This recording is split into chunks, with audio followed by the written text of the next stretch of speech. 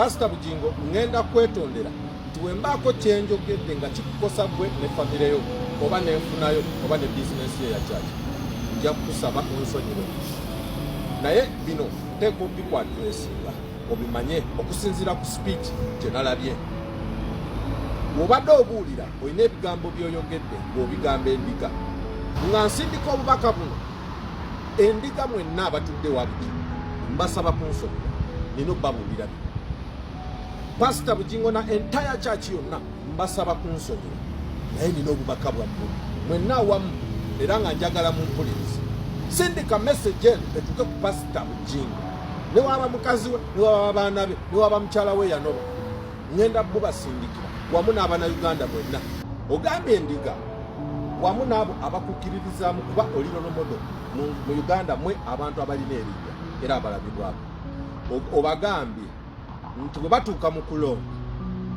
tebeerabira emirembe togambye eddembe ogambye emirembe Pastor Bugingo okusooka tomanyi mirembe kyeki toyawula wakati wa ddembe na mirembe naye njagala kubulira pastor nga bw'ogamba nti amagezi muliro bwe gukubula ewuwo ogunone wa neighbor wuliriza kino Bugingo mu Uganda temubanga muko mirembe namwe mwenna endiga mumpulirize bulungi abo bolaba abo we batudde empewo ebafuuwa wansi enkuba weetonya babeera mu bisooto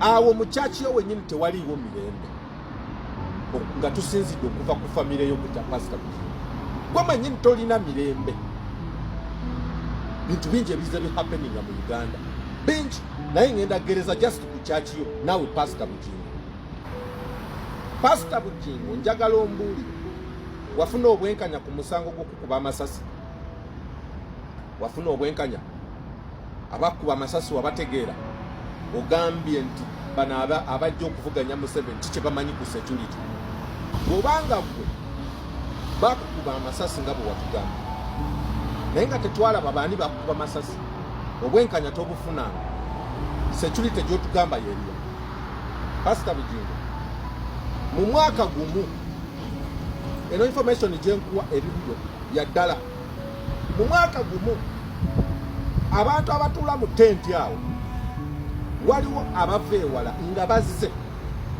kukuwuliriza mu kyakiyo abantu abo bajjira ku zibodaboda bwe batuukaawo mu kyaki n'omala okubasabisa omaze obakolekitinga mu ssente ekimu eky'ekkumi n'endala n'ensonga zaabwe bazireese ezitakolebwako ezibasuubizibwa obusuubizibwa nti zijja koleba ne bajjawo olw'essuubi lyobawa bwe baba baddayo avuga boda ettaka ekikuba ekidde ewaabwe kya ttaka bano benjogerako baafa so si 15 nga bajja mu kyakiyo naye nga bafa baddayo waka nga bava mu kyakiyo naye ng'ekibatta nfuufu oli avuga emmotoka najja n'amukuwa enfuufu n'abuza n'abula kwegamba enfuufu eno n'emubuza ekkubo liriwa okakana ng'ayingiridde ate emmotoka eva eri n'emukuba n'afiirawo abantu abafa mu nfe eyo Pastor Bugingo bangi nga bava mu kyakiyo simanyi oba obamanya oba tobamanya naye gwe tebikukwatako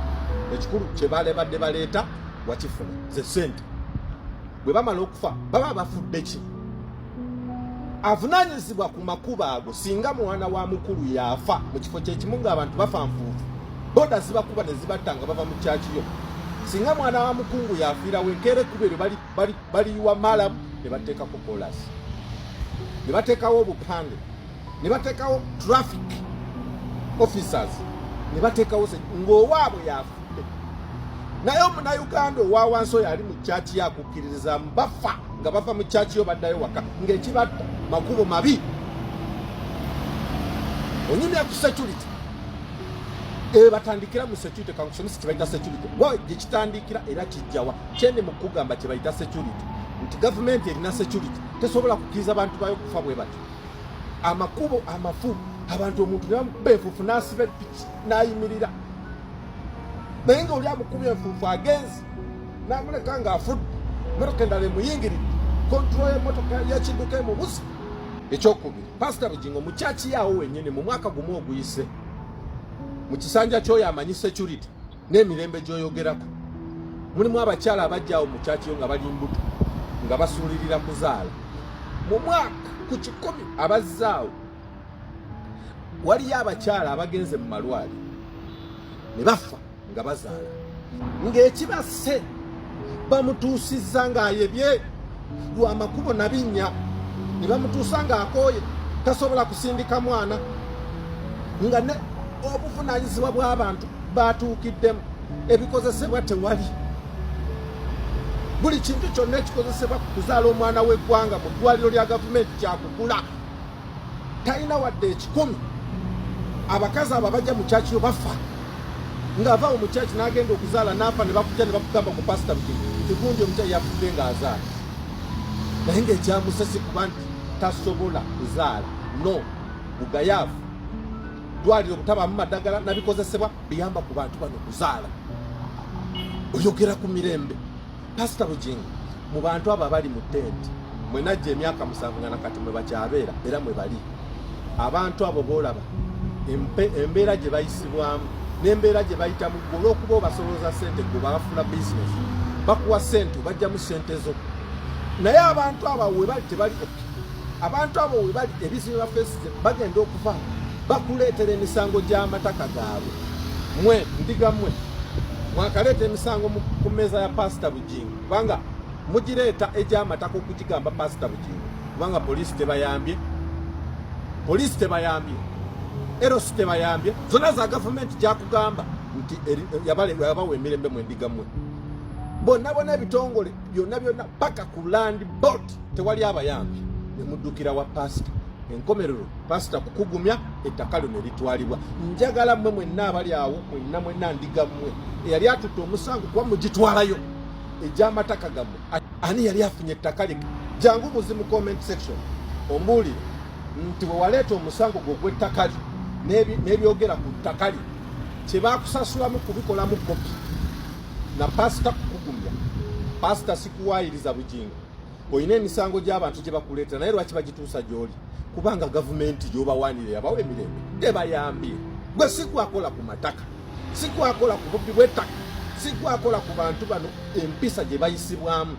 Bitongole bya gavumenti tebibayambye, tebalina mirembe. Ensonga lwaki bajja gy'oli? Abo boolaba banaku bakopi. Mwendiga mmwe njagala mumbuulire pasita abagambye okumanya we pasita muzibunya abakudaalira ati. Pasita n'abakudaalira nti mulonde gavumenti obuwangaazi bwammwe bweyongereko. Omanyi nti abagambye abatiisatiisa nti bwe mutolonda gavumenti mugenda kufa. Mumanyi nti kyategeezeza nti bw'otalonda Museveni obuwangaazi bwe butono. Gavumenti ennungi atuuka ate okigeereza bw'eba nnungi nga yaleeta emirembe, ye gavumenti entuufu ateekwa kubuulira ekyo. Pasita akugamba nti Katonda yagaba obulamu. Pasito yabagamba nti mukkirize mu Katonda Yesu ye buli kimu, ye kkubo n'amazima n'obulamu. Saabasina ali mu kugamba nti londa Museveni osobole okwongera ku bw'obwangaazi. Ani abuzaabuzaani nti lwana nnyo obeera omulamu? Katonda naye ayamba yeeyambye. Gavumenti ya Museveni ebayambye eki? Mwendiga mmwe abali ewa Pasita Bugingo, njagala mumbuulire ebigambo bye era munziremu bulungi. Nze pasita abagambye nti londa Museveni okuume ky'olina, mulina ki? Wetunulemu banna abatajja mu kyaki ya Bugingo bali bubi, obasinga ki? Yes, olina b'osinga abali ebwereyo, tewaliyo bakusinga. Bwatyo Katonda bwe yakola ensi.